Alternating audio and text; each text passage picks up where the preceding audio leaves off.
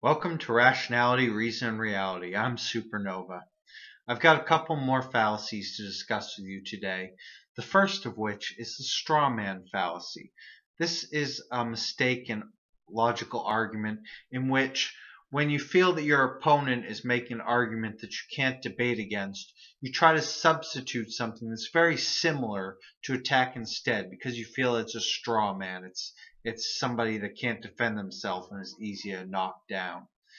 And so you see this often in debates over religion when you're discussing whether or not God exists. Often a Christian will argue that you're trying to take away their hope, or they'll ask you, what do you think happens after death? Or they might make the argument about God being the source of morals. None of these have to do with whether God exists or not. They're arguments over whether religion is beneficial or not, which is very similar, but it's not the same topic. Also, they will often argue against evolution, as if being an atheist depends on evolution. And in the same vein, some atheists will argue against creationism, as if talking a Christian out of creationism is the same thing as disproving a God exists. There are Christians that believe in evolution. These aren't the same argument. It's off topic. It's attacking a straw man. Now, the second fallacy that I want to present really is a presentation. All of the fallacies I've talked about in the past, they're all on Wikipedia. You can look them up yourself. You don't have to take my word for them. But this one, I'm kind of making up.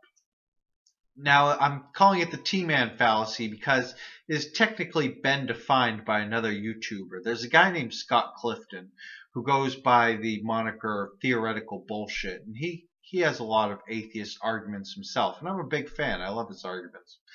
And he, I think, jokingly defined the T-Man fallacy as somebody else declaring that you're attacking a straw man when you're really not.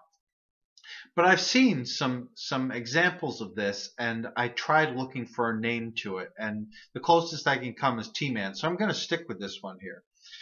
A couple well-known examples would be, for instance, if you've talked with a Christian, you might have heard them say, no, I don't have a religion, I have a relationship. There's even a rap on YouTube about how religion is this stuffy, old, antique idea of being in churches where they're going nowhere, but I have a relationship and it's active and it's progressive. When somebody does this, makes this semantic shift and say, no, I don't have a religion, they're not saying that they don't have a religion as defined in the dictionary. They're equivocating, first of all. I've heard many people, many Christians say that they have a relationship as opposed to a religion, which is searching for God. But Christianity isn't searching for God because we've already found him. In that case, they're equivocating. They're taking the definition of religion that's well known and substituting their own definition so that they can knock it down. Or they might say, as the rap does, that it's some stuffy old idea and they've got a relationship instead. The relationship and the religion are not mutually exclusive.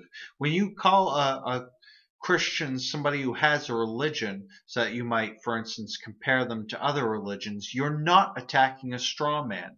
What they're doing is using a semantic term to shift you away and make it sound like you're attacking a straw man. That's the T-Man fallacy. I've also seen an example of this on TV with Bill O'Reilly on the O'Reilly Factor.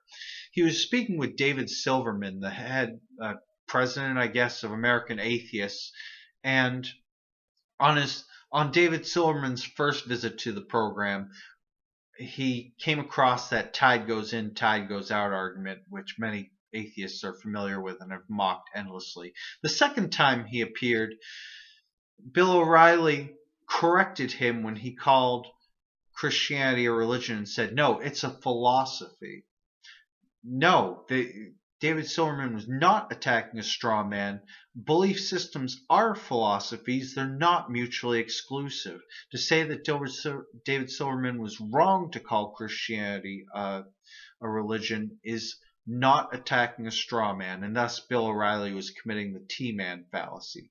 So anyway, Whether or not you accept that as a real fallacy, I hope you do, and I hope you learn something from it. And please, if you agree with me that this is a real logical fallacy that people do commit, uh, let's try to get this into Wikipedia. Let's try to make it a household term. And thanks, Scott Clifton, for coming up with the idea. Peace.